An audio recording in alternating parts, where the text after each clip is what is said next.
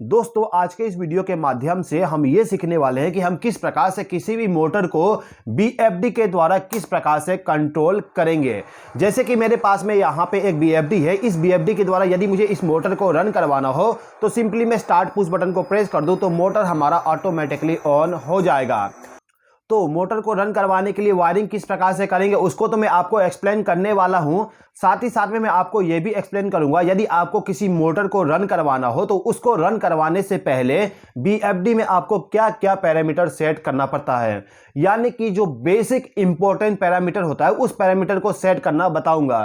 तो चलिए दोस्तों वीडियो को स्टार्ट करते हैं। तो यदि आपके पास में 3 फेस इंडक्शन मोटर है, उस मोटर को यदि आप चालू करना चाहते हो और बंद करना चाहते हो तो उस कंडीशन में हम बीएफडी का भी इस्तेमाल कर सकते हैं, यानी कि बीएफडी के द्वारा हम मोटर को चालू कर सकते हैं और उसको बंद कर सकते हैं। अब यहाँ पे हम केवल मोटर को चालू और बंद करने के लिए बीएफडी का इस्तेमाल नहीं करते हैं, क्योंकि बीएफडी बहुत ही महंगा प्रोडक्ट होता है।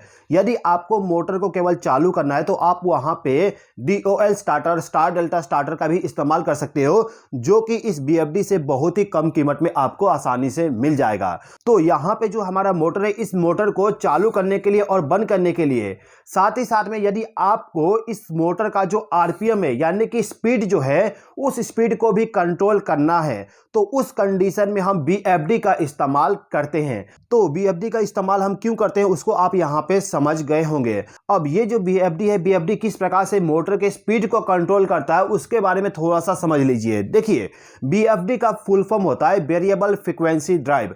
अब इसके नाम से ही पता चल रहा है कि जो फ्रीक्वेंसी उसको हम वेरी कर सकते हैं, यानी कि जो हमारा ये बीएफडी होता है ये क्या करता है कि जो मोटर को 50 हर्ट्ज का फ्रीक्वेंसी हम प्रोवाइड करते हैं उस फ्रीक्वेंसी को ये कंट्रोल करता है। अब ये जो मेरे पास में बीएफडी है, इस बीएफडी का थोड़ा सा बेसिक चीजें समझ लेते हैं, उसके बाद हम वायरिंग प्रोग्रामिंग को समझना स्टार्ट करेंगे। तो ये जो मेरे पास में बीएफडी है, इस बीएफडी को सीएनसी कंपनी के द्वारा बनाया गया है और इस बीएफडी का मॉडल नंबर आप यहाँ पे देख सकते हो। ये जो मेरे पास में बीएफडी है, ये बीएफडी हमारा सिंगल फेस को 3 फेस में कन्वर्ट करने वाला बीएफडी है। यानी कि दोस्तों इस बीएफडी को इनपुट पावर सप्लाई हम सिंगल फेस का देंगे और आउटपुट में हमें 3 फेस का पावर सप्लाई मिलेगा। लेकिन यहाँ पे आपको एक बात ध्यान देना होगा कि जो हम इनपुट पावर सप्लाई दे रहे हैं वो सिंगल फेस का होगा, यानी कि 220 वोल्ट का होगा। तो जो हमें आउटपुट में पावर सप्लाई मिलेगा वो भी 220 वोल्ट होगा, लेकिन वो 3 फेस वाली होगी। यानी कि R और Y के बीच में यदि आप वोल्टेज को मेजर करोगे तो आपको मिलेगा 220 वोल्ट। इसी प्रकार से आप यदि Y और B फेस के बीच में वोल्टेज को मेजर करते हो तो वहां पे भी आपको 220 वोल्ट पावर सप्लाई मिलेगा। तो यहां पे हमने ये समझ लिया कि सिंगल फेस का जो बीएफडी है वो बीएफडी आउटपुट में हमें 3 फेस का पावर सप्लाई तो प्रोवाइड करेगा, लेकिन वोल्टेज हमारा सेम टू सेम रहेगा। ओके दोस्तों, अब यहां पे जो हमारा बीएफडी है, इस बीएफडी का करंट रेटिंग यदि आपको जानना है तो इसका जो डाटा प्लेट है उस डाटा प्लेट को आपको देखना पड़ेगा। तो जैसे कि इस बीएफडी के डाटा प्लेट पे आप देख सकते हो, इसमें लिखा गया है इसका पावर 1.5 किलोवाट, यानी कि 1.5 किलोवाट के लिए इस बीएफडी का इस्तेमाल हम कर सकते हैं। इसके बाद इसको हम input power supply single phase का देंगे जो कि 220 वोल्ट इनपुट पावर सप्लाई होगा। इसके बाद जो आपको आउटपुट मिलेगा वो मिलेगा 3 फेस का 0 से लेकर 220 वोल्ट, यानी कि आपको आउटपुट में कितना वोल्टेज चाहिए उसका आप प्रोग्रामिंग कर सकते हो। और जो आपका आउटपुट करंट होगा वो मैक्सिमम 7 एम्पियर तक होगा और फ्रीक्वेंसी आप इसमें 0 से लेके 400 हर्ट्ज तक सेट कर सकते हो। ओके दोस्तों, तो ये रहा इस बीएफडी का कुछ बेसिक डिटेल। अब इसके बाद में हम यहां पे ये सीख लेते हैं कि जो हमारा बीएफडी होता है, बीएफडी का हम किस प्रकार से पावर वायरिंग करेंगे। दोस्तों बीएफडी का वायरिंग करना बहुत ही सिंपल होता है। आपको सिंपली क्या करना होगा, जो आपका सिंगल फेस का पावर सप्लाई होगा उस पावर सप्लाई को लाके आपका जो बीएफडी है, बीएफडी में जहां पे L लिखा हुआ है उस टर्मिनल पे आप फेस सप्लाई को कनेक्ट कर दीजिएगा। उसके बाद जहां पे N लिखा हुआ है उस टर्मिनल पे आप न्यूट्रल पावर सप्लाई को कनेक्ट कर दीजिएगा।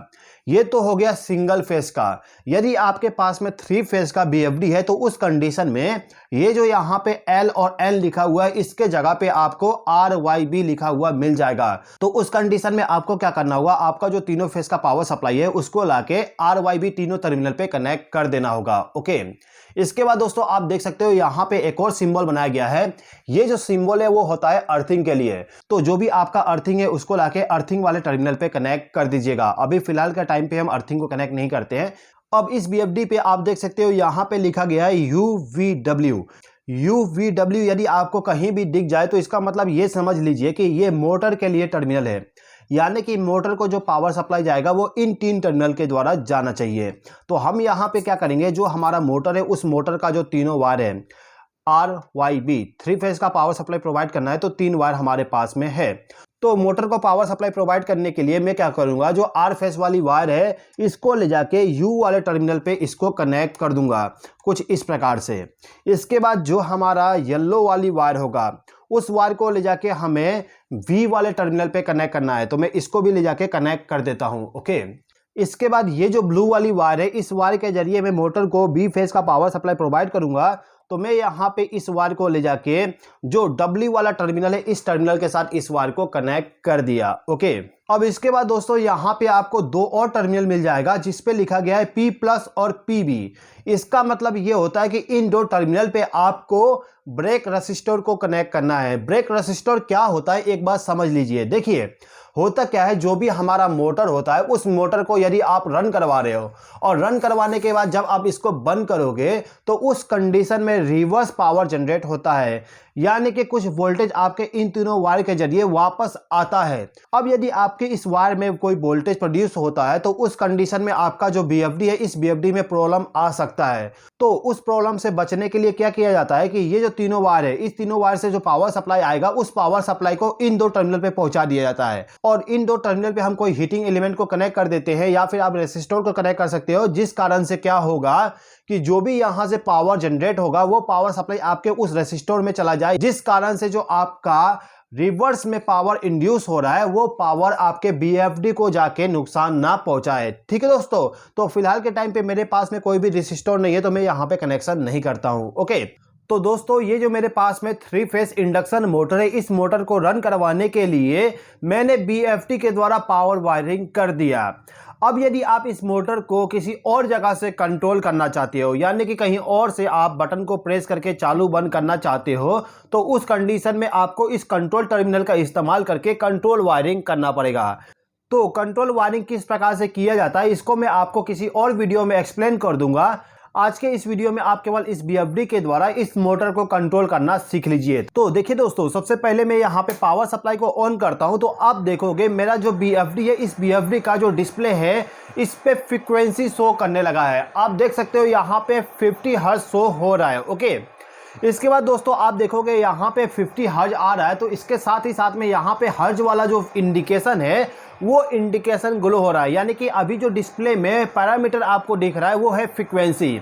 यदि डिस्प्ले में एम्पियर शो होगा तो एम्पियर वाली इंडिकेशन ग्लो होगा और इसी प्रकार से यदि वोल्टेज शो किया जाएगा तो वोल्टेज वाला इंडिकेशन ग्लो होगा। ओके, इसके बाद जब आपका BFD स्टार्ट होता है तो आपका जो रन इंडिकेशन है रन इंडिकेशन ऑन होती है। इसके बाद यदि आपका BFD का कीपैड लॉक हो जाए तो लॉक वाला इंडिकेशन ग्लो हो जाएगा। उसके बाद यदि आप मोटर को फॉरवर्ड रिवर्स में रन करवाना चाहते हो, यानी कि उसका प्रोग्रामिंग करके रखे हो, तो ये वाला इंडिकेशन ग्लो होता है। ओके दोस्तों यहाँ पे आपको बैकग्राउंड नॉइज बहुत ज़्यादा सुनाई दे रहा होगा। इसके पीछे का रीज़न ये है कि आपका जो BFD है BFD में एक फ़ैन लगा होता है। यहाँ पर ये जो फ़ैन है इस BFD को कूलिंग करने के लिए लगाया जाता है, तो इसको हम ऑफ़ नहीं कर सकते हैं। तो थोड़ा सा बैकग्राउंड नॉइसेस रहेगा, थोड़ा सा वॉइस क्वालिटी में आप एडजस्ट कर लीजिएगा। ओके, तो हम यहाँ पे इस BFD के द्वारा मोटर को चालू करना चाहते हैं, तो इस कंडीशन में हमें क्या करना होगा, ये जो रन बटन है इस रन बटन को प्रेस करना पड़ेगा। इसको प्रेस करते ही आप देख सकते हो मोटर हमारा स्टार्ट हो चुका है।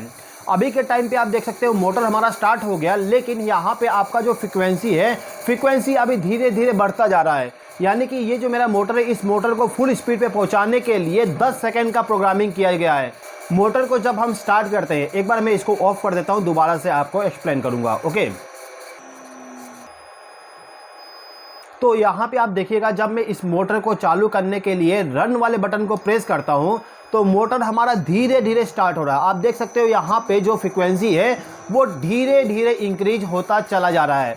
अब यहाँ पे जो हमारा मोटर है उस मोटर को फुल स्पीड पे, यानी कि जो हमारा फ्रीक्वेंसी है उस फ्रीक्वेंसी को 50 हर्ट्ज तक पहुँचाने का हम इसमें टाइम सेट कर सकते हैं। इसको हम कहते हैं एक्सीलरेशन टाइम, यानी कि मोटर को चालू करने का कितना टाइम आप देना चाहते हो उसका आप प्रोग्रामिंग कर सकते हो। इसको मैं आपको थोड़ा सा रुक के एक्सप्लेन करूँगा, ठीक है। इसी प्रकार से यदि आप इस मोटर को बंद करोगे तो मैं यहाँ पे स्टॉप बटन को प्रेस करता हूँ तो मोटर हमारा बंद होना स्टार्ट हो गया। आप देखोगे फ्रीक्वेंसी हमारा धीरे धीरे घटते जा रहा है। मोटर अभी हमारा धीरे धीरे स्पीड को कम करते जा रहा है, उसके बाद मोटर हमारा ऑटोमेटिकली बंद हो जाएगा। अब ये जो मोटर है, इस मोटर को बंद होने में जो टाइम लग रहा है उस टाइम को हम कहते हैं डीएक्सेलरेशन टाइम। ओके दोस्तों, इस BFD में आपको टोटल 8 बटन मिलता है, जिसमें से आपका जो रन बटन है उसके द्वारा मोटर को चालू करते हैं, स्टॉप बटन को प्रेस करके मोटर को बंद करते हैं और साथ ही साथ में इसके द्वारा हम रीसेट भी करते हैं। ओके, इसके बाद दोस्तों यदि आपको इसमें प्रोग्रामिंग करना हो तो प्रोग्राम वाले बटन को प्रेस करना पड़ेगा। प्रोग्रामिंग करने के टाइम जो पैरामीटर होता है उसको चेंज करने के लिए अप एंड डाउन और इस बटन का इस्तेमाल करना पड़ता है। उसके बाद यहाँ पे M फंक्शन यानी कि मल्टी फंक्शन बटन है। इस बटन के द्वारा आप बहुत सारे काम कर सकते हो। इसको मैं आपको थोड़ा सा रुक के एक्सप्लेन करूँगा। इसके बाद दोस्तों यहाँ पे एक पोटेंशियल मीटर दिया गया है। इसका काम क्या होता है एक बार समझ लीजिए। देखिए, मैं यहाँ पे मोटर को ऑन कर देता हूँ, मोटर हमारा फुल स्पीड पे पहुँच जाए उसके बाद एक्सप्लेन करूँगा।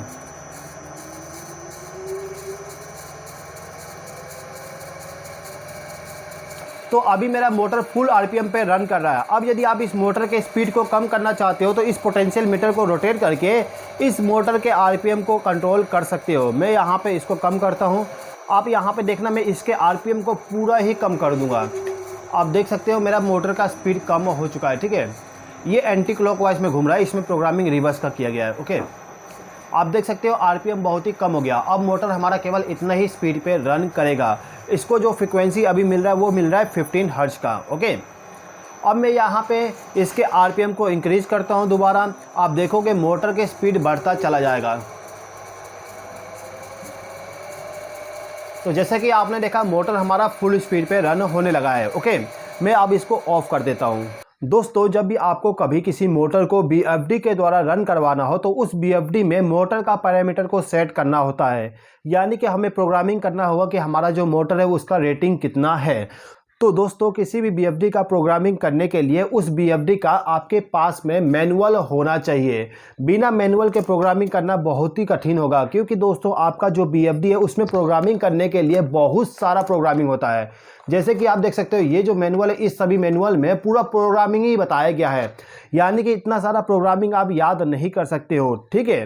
तो आपको कभी भी प्रोग्रामिंग करना हो तो मैनुअल को देख के ही प्रोग्रामिंग करिएगा। ओके, इसके अलावा दोस्तों अलग अलग कंपनियों का जो BFD होता है उसका प्रोग्रामिंग करने का तरीका अलग अलग होता है। इसीलिए आपके पास में BFD का मैनुअल होना चाहिए प्रोग्रामिंग करने के लिए, ठीक है। तो मैं यहाँ पे BFD के पावर सप्लाई को ऑन कर देता हूँ। BFD के पावर सप्लाई को ऑन करने के बाद आप देखोगे यहाँ पे लिखा हुआ आ रहा है 50 का मतलब ये है कि इसमें जो प्रोग्रामिंग किया गया है वो 50 हर्ट्ज का फ्रीक्वेंसी प्रोग्रामिंग किया गया है। आप साथ में देख सकते हो यहाँ पे हर्ट्ज वाला इंडिकेशन लैंप भी ग्लो हो रहा है, ठीक है।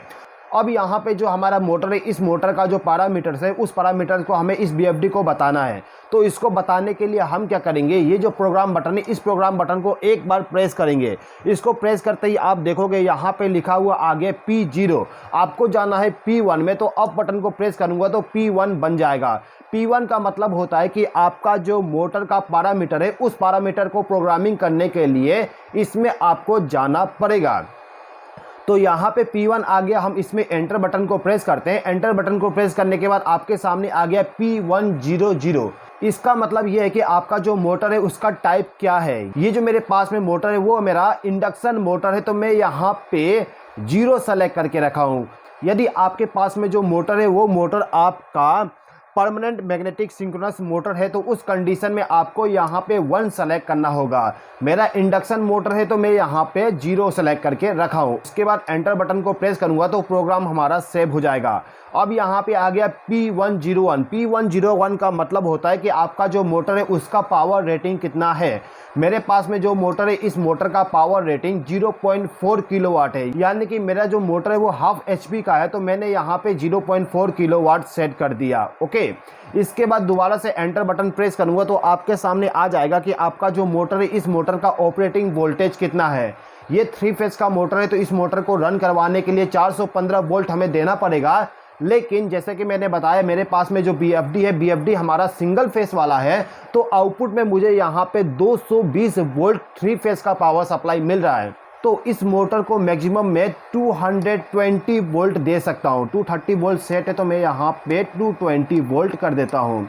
ठीक है, हो सकता है कि थोड़ा ज़्यादा भी दे रहे, मैंने प्रैक्टिकल नहीं किया ना ही टेस्टिंग किया। अभी फ़िलहाल के टाइम पे मैं 220 वोल्ट ही सेट करके रखा हूँ। अब इस प्रोग्राम को सेव करने के बाद हमारे सामने आ जाएगा P103। इसका मतलब ये होता है कि आपका जो मोटर है उस मोटर का करंट रेटिंग कितना है। आपका जो मोटर है उस मोटर के डाटा प्लेट को देखने के बाद जितना भी करंट रेटिंग होगा उसको आप इसमें सेव कर दीजिएगा। मेरा मोटर अभी 1 एम्पियर का है तो मैं यहाँ पे 1 सेट कर दिया हूँ। इसके बाद दोबारा से एंटर बटन प्रेस करने पे हमारे सामने आ जाएगा P104। P104 होता है कि आपका जो मोटर है उसका ऑपरेटिंग फ्रिक्वेंसी कितना है, यानी कि इस मोटर को आप कितने फ्रिक्वेंसी पे ऑपरेट करवाना चाहते हो। मैंने यहाँ पे 50 सेव करके रख दिया हूँ। ओके, इसके बाद हमारे सामने आ जाता है P105। P105 में हम ये प्रोग्राम करते हैं कि आपका जो मोटर है उस मोटर का आरपीएम कितना है। मेरे पास में ये जो मोटर है इस मोटर का आरपीएम है 960, यानी कि 960 आरपीएम पे मोटर मेरा रन करता है, तो मैंने इसमें 960 सेट करके रख दिया हूँ। आपका जो भी मोटर होगा उसका आरपीएम आप इसमें सेव कर दीजिएगा। इसके अलावा दोस्तों आपको और भी चीज़ें मिल जाएगा जिसको आपको प्रोग्रामिंग करना होता है, ज़्यादा इंपॉर्टेंट नहीं है तो मैं स्किप कर देता हूँ। इन सभी को आप मैनुअल को देख के आसानी से प्रोग्राम कर सकते हो। ओके दोस्तों, मैं जब मोटर को रन करवाऊंगा तो जो हमारा मोटर है उस मोटर को स्टार्ट होने में थोड़ा टाइम लगता है। आप देख सकते हो यहाँ पे 10 सेकंड का टाइम लग रहा है मोटर को फुल स्पीड पे पहुँचाने के लिए। इसी प्रकार से जब मैं मोटर को बंद करता हूँ तो मोटर को बंद करने का भी टाइम यहाँ पे 10 सेकंड लग रहा है, यानी कि मोटर हमारा तुरंत बंद नहीं हो रहा है, थोड़ा सा टाइम ले रहा है बंद होने में। तो यहाँ पे यदि आप चाहते हो कि आपका जो मोटर है वो थोड़ा जल्दी स्टार्ट हो जाए और जल्दी बंद हो जाए तो आप यहाँ पे एक्सीलरेशन और डी एक्सीलरेशन का प्रोग्रामिंग कर सकते हो। एक्सीलरेशन और डी एक्सीलरेशन का प्रोग्रामिंग करने के लिए आपको प्रोग्राम वाले बटन को प्रेस करना है। प्रोग्राम वाले बटन को प्रेस करने के बाद आपको जाना है P0 वाले प्रोग्रामिंग में एंटर करने के बाद आपको जाना होगा P017। तो मैं यहाँ पे 17 सेलेक्ट कर लेता हूँ। ओके, लास्ट में रहेगा 7 और इसके पहले 1। ओके, तो P017 हो गया। इस पे मैं एंटर करता हूं तो यहाँ पे आप देख सकते हो लिखा हुआ है 10.0, यानी कि 10 सेकंड का टाइम सेट किया गया है। मैं अब यहाँ पे सेट कर देता हूँ 2 सेकंड, यानी कि 2 सेकंड में मोटर मेरा चालू हो जाना चाहिए। तो मैं यहाँ पे आऊँगा, ये जो 1 है इसको 0 कर देता हूँ, उसके बाद यहाँ पे 2 सेकेंड सेट कर दिया, एंटर कर देता हूं। इसके बाद यहाँ पे जो P018 है इसमें हम डी एक्सीलरेशन यानी कि बंद होने का टाइम सेट कर सकते हैं, तो इसमें भी जाके हम इसको चेंज कर देते हैं। इसका भी मैं टाइम 2 सेकेंड कर देता हूं। ओके, तो मैंने 2 सेकेंड सेट कर दिया इसको चालू और बंद करने का टाइम। तो मैं इसको सेव करने के बाद प्रोग्राम को एग्जिट कर देता हूं। एग्जिट करने के बाद यदि मैं स्टार्ट पुश बटन को प्रेस करूं तो आप देखोगे मोटर हमारा 2 सेकेंड में स्टार्ट हो गया, 50 हर्ट्ज के फ्रीक्वेंसी पे रन करने लगा। इसी प्रकार से स्टॉप पुश बटन को प्रेस करते ही आप देखोगे 2 सेकेंड में मेरा मोटर ऑटोमेटिकली ऑफ हो जाएगा। ओके दोस्तों, अब दोस्तों जैसे कि मैंने बताया था ये जो बटन है इस बटन के द्वारा हम बहुत सारे काम कर सकते हैं। क्या क्या कर सकते हैं चलिए समझ लेते हैं। देखिए, ये जो बटन है इस बटन को मैं इस प्रकार से प्रोग्राम कर सकता हूं जिससे कि यदि मैं इस बटन को एक बार प्रेस कर दूं तो मेरा जो BFD है BFD के द्वारा मोटर को रन करवा सकते हैं। उसके बाद दोबारा से यदि मैं इसको प्रेस कर दूं तो उस कंडीशन में इस कंट्रोल टर्मिनल के द्वारा ही इसको ऑपरेट करवा सकता हूं। आप यहां पे ये बटन प्रेस करोगे तो मोटर चालू नहीं होगा। ओके, इसके बाद दोस्तों यदि आप चाहते हो कि आप यदि इस बटन को प्रेस करो तो आपका मोटर फॉरवर्ड में रन होए, दोबारा से इसको प्रेस करोगे तो आपका मोटर रिवर्स में रन होने लगे, तो इस कंडीशन में आप इसका भी प्रोग्रामिंग कर सकते हो। चलिए मैं आपको इसको प्रैक्टिकली एक्सप्लेन करता हूँ। देखिए आपको क्या करना होगा, यहाँ पे जो प्रोग्राम बटन है इसको प्रेस करिए। इसको प्रेस करने के बाद आपको जाना है P7 में। P7 में जो प्रोग्रामिंग किया जाएगा वो प्रोग्रामिंग किया जाएगा ये सभी बटनों का, यानी कि आपका रन बटन को बंद करना है, चालू करना है, स्टॉप बटन को बंद चालू करना है, आपका जो मल्टी फंक्शनल बटन है इस बटन को एक्टिवेट करना है, बंद करना है, उसका आप प्रोग्रामिंग कर सकते हो। ठीक है, तो P7 के प्रोग्रामिंग में जाने के बाद आपको जाना है P701 के प्रोग्रामिंग में आप ये प्रोग्राम कर सकते हो कि इस बटन का उपयोग आप किस लिए करना चाहते हो। एंटर बटन प्रेस करिए। एंटर बटन प्रेस करने के बाद यदि आप 0 पे सेट करोगे तो आपका जो ये वाला बटन है ये ऑफ रहेगा, यानी कि इसके द्वारा कुछ भी होने वाला नहीं है। उसके बाद यदि आप यहाँ पे 1 सेट कर दोगे तो 1 का मतलब होता है कि यदि आप एक बार इस बटन को प्रेस करोगे तो आप इस BFD का जो कीपैड है उसके द्वारा मोटर को कंट्रोल कर सकते हो। दोबारा से इसको प्रेस करोगे तो आपका जो ये वाला कंट्रोल टर्मिनल है उसके द्वारा आप इस मोटर को कंट्रोल कर पाओगे। ठीक है, या फिर आप सिंपल भाषा में कह सकते हो कि आप इसको सेलेक्टर स्विच बना दिए, जिसमें हम रिमोट और लोकल का सिलेक्शन कर सकते हैं। ओके, अब इसके बाद दोस्तों यदि आप यहाँ पे 2 सेट करते हो तो 2 में आप यहाँ पे इस मोटर को फॉरवर्ड और रिवर्स उस डायरेक्शन में रन करवाने के लिए इस बटन का उपयोग कर सकते हैं। तो अभी हम 2 को ही प्रोग्रामिंग कर देते हैं। ओके, तो अब मैं इस मोटर को रन करवाता हूँ। रन करवाने के बाद आप देखोगे मोटर मेरा इस डायरेक्शन में रन हो रहा है। ओके, आप एक बार और देखिए, मैं इसको बंद करता हूँ। बंद करने के बाद मैं इस रन वाले बटन को प्रेस करता हूँ तो आप देखोगे इस डायरेक्शन में मोटर हमारा रन हो रहा है, यानी कि फॉरवर्ड रन हो रहा है। अब यदि आप चाहते हो कि आपका मोटर रिवर्स डायरेक्शन में रन हो तो आप सिंपली इस बटन को एक बार प्रेस कर दीजिए, तो हमारा मोटर अब यहाँ पे बंद होगा, उसके बाद रिवर्स डायरेक्शन में रन होने लगेगा। जब हम मोटर के डायरेक्शन को चेंज करने के लिए इस बटन को प्रेस करते हैं तो BFD सबसे पहले मोटर को ऑफ करेगा, उसके बाद उसके डायरेक्शन को चेंज करता है। ओके दोस्तों, तो यहाँ पे जो हमारा बटन है वो रिवर्स फॉरवर्ड के इस्तेमाल करने के लिए बन गया है। अब यदि मैं यहाँ पे इसको पहले ऑफ़ करना पड़ेगा, ऑफ़ कर देता हूँ। ऑफ़ करने के बाद प्रोग्राम बटन को क्लिक करता हूँ, उसके बाद मैं यहाँ पे P7 में जाता हूँ। P7 में जाने के बाद मुझे यहाँ पे जाना है P1 में, उसके बाद मुझे यहाँ पे सेट करना है कि इसको मैं जॉगिंग के लिए इस्तेमाल करना चाहता हूँ, यानी कि P3। इसको मैं सेव कर देता हूँ, उसके बाद बाहर आ जाता हूँ। अब मैं यदि यहाँ पे इस बटन को प्रेस करूँगा तो आप देखोगे जब तक मैं इसको प्रेस करके रखा हूँ तब तक ही मोटर हमारा रिवर्स डायरेक्शन में रन होगा। अब मैं इसको रिलीज़ कर दूं तो मोटर हमारा ऑटोमेटिकली ऑफ हो जाएगा, यानी कि आप यदि इसको जॉगिंग के जैसे इस्तेमाल करना चाहते हो, यानी कि जब तक आप प्रेस करके रखो तब तक मोटर रन हो, वो भी रिवर्स डायरेक्शन में, तो आपको यहाँ पे 3 सेट करना होता है। ओके, अब मैं यदि यहाँ पे प्रोग्रामिंग में P7 में जाने के बाद P1, उसके बाद ये 3 जो है इसको 4 में कन्वर्ट कर दूँ और इस प्रोग्राम को सेव कर दूँ, तो इस कंडीशन में यदि मैं इस बटन को प्रेस करूं तो फॉरवर्ड डायरेक्शन में मोटर मेरा रन होगा जब तक मैं पुश बटन को प्रेस करके रखता हूं। ओके दोस्तों, तो दोस्तों ये रहा कुछ बेसिक प्रोग्रामिंग जो कि आपको BFD के बारे में नॉलेज होना चाहिए। इसके अलावा भी बहुत सारे प्रोग्रामिंग होते हैं जिन प्रोग्रामिंग को मैं आपको आने वाले वीडियो में धीरे धीरे एक्सप्लेन कर दूंगा। दोस्तों यदि आपको कंट्रोल वायरिंग सीखना है तो जल्दी से कमेंट बॉक्स में कमेंट करके मुझे बताइए कि कितना जल्दी मैं इस BFD के ऊपर कंट्रोल का वीडियो बना दूँ। इस वीडियो को देखने के लिए धन्यवाद।